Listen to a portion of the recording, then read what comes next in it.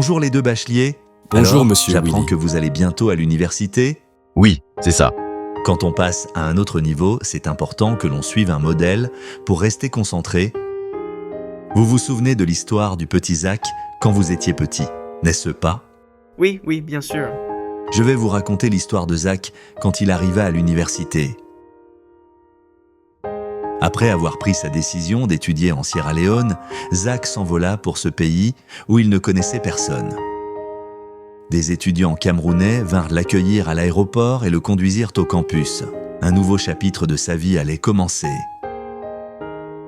Zach venait d'arriver en Sierra Leone. Il y avait quelques jours et commençait à s'adapter à la vie en tant qu'étudiant. Il découvrait le peuple et les mœurs de ce pays. Mais pendant que Zach essayait de s'adapter à ce nouveau pays, un bouleversement intérieur se produit en lui. Il commença à revoir sa vie passée, depuis le jour où il avait invité le Seigneur Jésus dans sa vie. « Oh Seigneur, pardonne-moi, mon cœur a été si divisé. Je voulais le monde en même temps que toi, je n'ai pas été fidèle à t'aimer. » Il commença à revoir sa vie passée, depuis le jour où il avait invité le Seigneur Jésus dans sa vie. Combien il voulait lui aussi goûter aux femmes, à l'immoralité, les milieux VIP, etc. Tous ces péchés d'immoralité, de désir de grandeur, de plaire aux femmes, il les avait entretenus dans ses pensées et n'avait pas eu le courage de les vivre par amour pour son Père. Seul dans sa chambre, le Saint-Esprit lui ramenait en pensée ce que son cœur avait réellement été.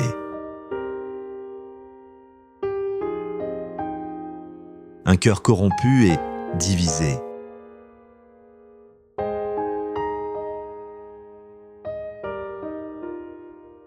Je suis profondément désolé. Seigneur, s'il te plaît, pardonne-moi. C'est en pleurs que Zach tombe à genoux pour se repentir et prendre un nouveau départ avec le Seigneur Jésus-Christ. Cette expérience allait changer complètement sa vie et son service au Seigneur. Il met fin à sa lutte intérieure pour libérer l'Afrique du colonialisme et se détache de sa figure idéaliste Kwame Nkrumah.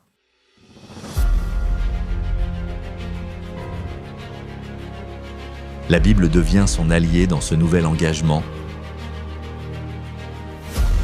Désormais, Zach s'engagea à une vie et à des batailles pour établir Jésus-Christ comme Seigneur de toutes choses, reconnaissant que l'Afrique a besoin de sortir de l'esclavage du péché. Cette même année, il lit une 50aine de livres sur la foi chrétienne, désirant connaître davantage le Seigneur, et il s'engage avec détermination dans un mouvement chrétien de l'université qui se nomme The Scripture Union.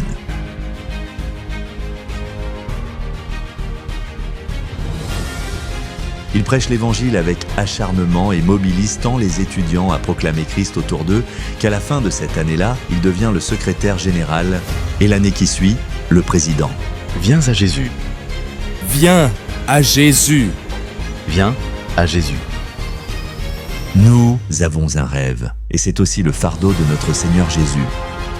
Que la terre entière soit soumise à sa seigneurie. Nous vous présentons le nouveau président du mouvement The Scripture Union.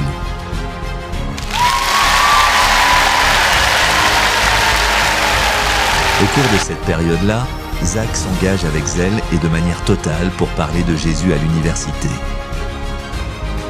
Il considère désormais le campus comme la propriété de Jésus, où toute âme qui y entre doit finir par accepter Jésus comme son sauveur et Seigneur.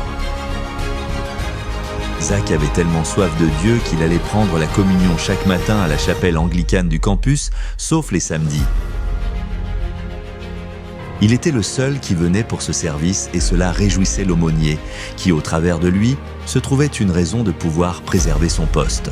Comme la chapelle possédait plusieurs pièces qui n'étaient pas occupées, Zach décida de prendre l'une de ces pièces et de la transformer en une chambre de prière matinale. Il encouragea plusieurs autres étudiants à venir prier chaque matin avec lui.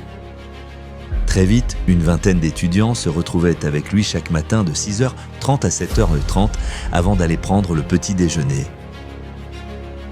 Zach, qui avait maintenant 21 ans, passait aussi beaucoup de temps, seul dans la présence de Dieu. Étant donné qu'il priait désormais tous les matins, Zach ne venait plus prendre la communion, ce qui déplut à l'aumônier qui avait Zach comme son seul fidèle. Un matin, Zach et ses amis vinrent trouver la porte de la chapelle fermée. Dès lors, ils commencèrent à se retrouver ailleurs.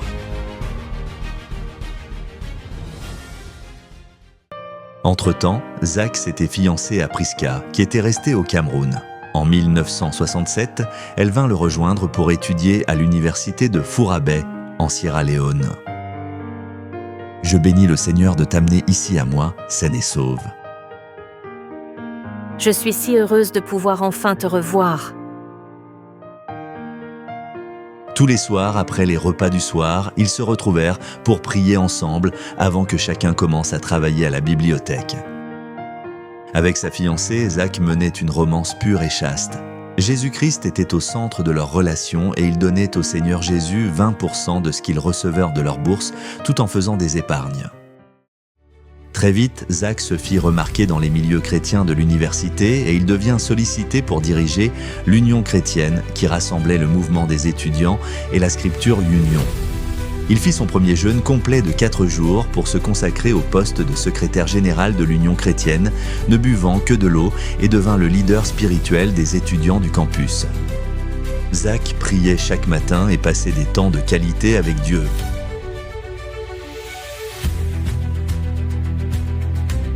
Il tenait des réunions chaque jour et invitait divers orateurs chrétiens pour enseigner et parler de la Bible aux étudiants. Ce groupe fut surnommé « Groupe d'études bibliques ».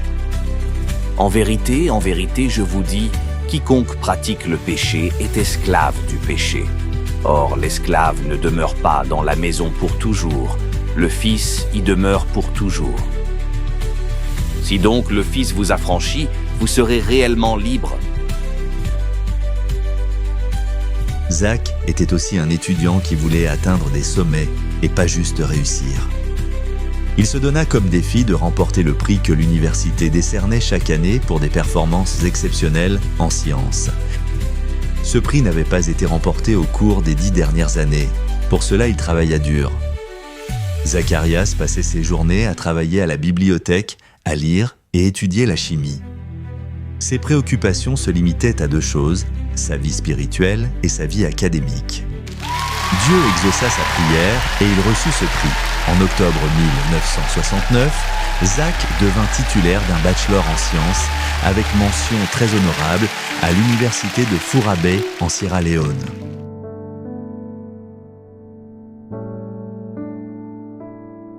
Le temps était venu pour lui de quitter la Sierra Leone pour aller continuer ses études en Ouganda. Mais avant cela, Zach devait rentrer au Cameroun pour revoir ses parents. Pour la première fois après 3 années d'études, Zach allait retourner dans son pays pour aller présenter son diplôme à ses parents. « Tu vas me manquer ». Sa fiancée Priska l'encouragea à aller en Ouganda malgré la séparation pénible qu'ils allaient devoir subir tous les deux. « Seigneur, tu as fait de moi un autre homme en Sierra Leone. Je prie pour ne plus jamais te décevoir. » Zach ne passa que quelques jours avec ses parents. Ce fut l'occasion pour lui de tout leur raconter et de revoir son père qui avait fait de lui son ami. Puis il s'envola en septembre 1969 pour l'Ouganda. « Je ne sais pas ce qui m'attend en Ouganda, mais je pars comme l'un de tes disciples. Seigneur, fais de moi ce que tu voudras. » C'est un autre chapitre de sa vie qui allait commencer, un tournant que sa vie allait connaître.